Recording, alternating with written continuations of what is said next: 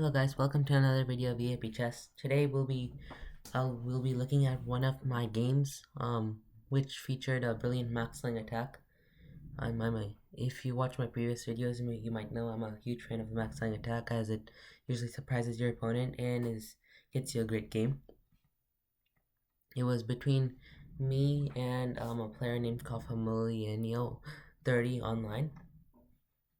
Let's get started. So I opened with e4. You need to play e4 first if you're gonna get a max Lange Attack. Then I had e5, knight f3, knight c6, bishop c4, bishop c5, 0-0, castles, knight f6. This is all standard guapo piano stuff. Then I played d4, our max Lange move, the move that surprises your opponent and puts a lot of pressure on him, asking him a lot of questions. What are you gonna do? Move the bishop back. Move the bishop back. Take the pawn with which piece, and control gains lots of space as well, and prepares getting these pieces out. It's similar to the Scotch, and I did a video of them on how to play the max Lange attack, which is in the description below. So he took the pawn, which of course isn't the best move in this position. I said in the video that bishop takes d4 is the best move. And the funny thing is, there were a couple of games like this. There was a couple of games with bishop takes d4, between Daniel Dubov and Timur Rajabov. I'll put links to them in the description again.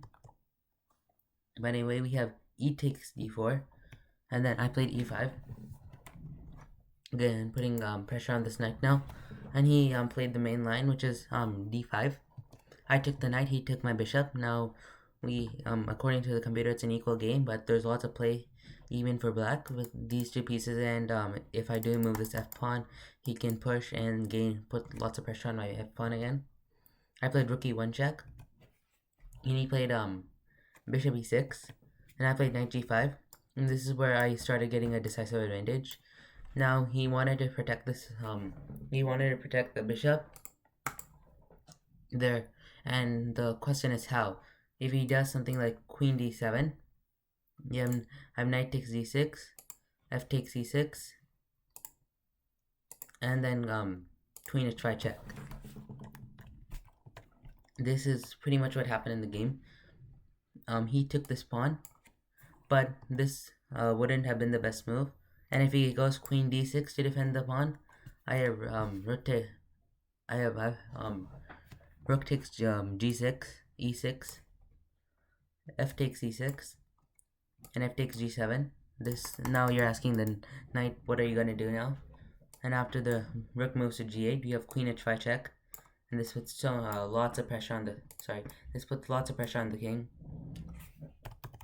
So that isn't your best move either.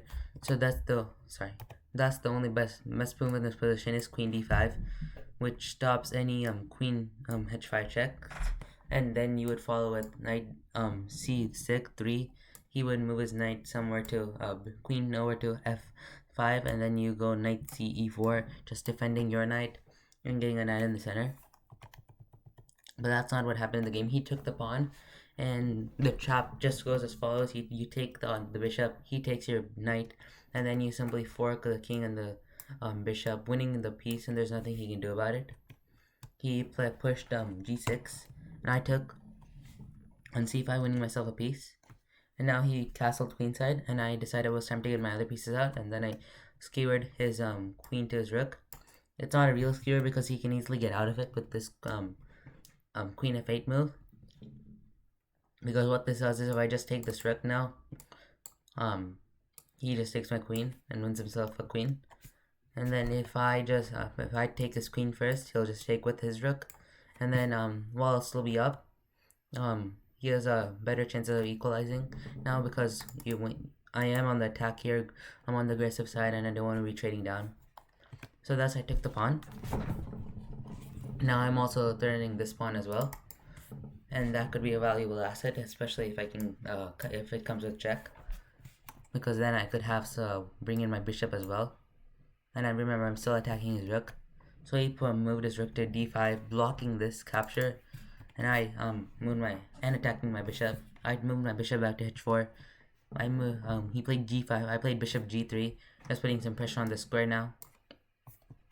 And queen f5, and then I played b4. The idea of this move is he'll get b4 b5, and then this knight will move or be taken, and then I just get checkmate. So after b4, he played b5, which was a huge blunder.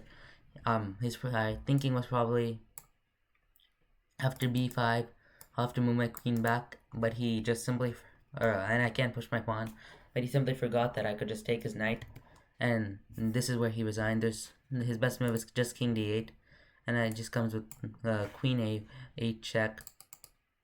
He moves to d7, and I'll just take his rook, and it was a very convincing win play with the max Lange Attack. I really recommend you guys try the max Lange Attack as well. It's super easy to get, and it comes just straight out of the walk-up piano. You go back to this position, it just comes after you develop your bishop, and he plays the walk-up piano, and then he just simply goes knight f6. d4 just puts so much pressure, asks him a lot of questions. Check out my other video for what to do if he replies with something other than e takes d4, and he takes knight takes d4, or bishop takes d4. The link is in the description below. For more content like this, please remember to support my channel by subscribing to it and helping it reach 100 subscribers. There will be a special video at 100 subscribers that you guys could decide on, or I will come up with something myself. And I hope you enjoyed that video. But overall, I hope you enjoyed this video as well, and watch my previous videos as well. And thanks for watching. I'll see you all next time.